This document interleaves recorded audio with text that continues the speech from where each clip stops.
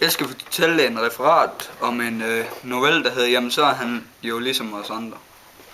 Det handler om en dreng, der hedder Johannes. Han sidder oppe i et træ en hel eftermiddag, og så, men det er ikke for, at han ikke har nogen venner. Hans venner, de ligger og cykler rundt i en rundkreds, og så råber de til ham flere gange i løbet af dagen, om han er vel med at cykle. Og det er for, at de har lige lært at køre på deres tohjulet, men han er først begyndt at køre trehjul sådan set. Og det er han vældig bøvl med at lære. Hans far han råbte lidt af ham, og det kan sgu ikke være så svært og sådan. Og han er sådan lidt en speciel dreng. Så når han bliver lidt ældre, så hans far han begynder at sige sådan, at han kan ikke rigtig have en skole og sådan noget. Så han begynder at sige, at ham kommer kommunen til at hænge på, han bliver aldrig til noget og sådan noget.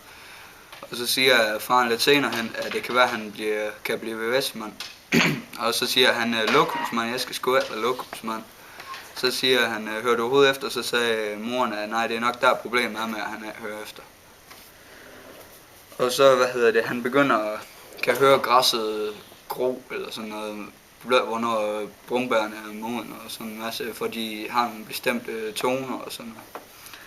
Så da han bliver lidt ældre, så nej, han må være ved at være voksen nu, så begynder han at, så siger folk, at han er en særling, han hænger på kommunen, og han får hjælp af kommunen til alt. Og så, så, ja, hvad så? Hvad er det, han gør? Ja? Hvad er det, han gør? Han skriver en bog om hvordan græsset gror og sådan noget. Og hvad de siger, og roser, og hvad det kan sige alt sammen. Og så begynder nogen at sige, at han er da egentlig en god skriver, selvom han ikke kan finde ud af at skrive. Og så er der nogen, der mener, at han er klog, og andre mener, at han ikke er klog, men det er jo op til dem selv. Og det jeg fortæller, og jeg tror, at novellens pointe er, at selvom at man ikke er så god i skolen og sådan noget, så kan man godt være flink.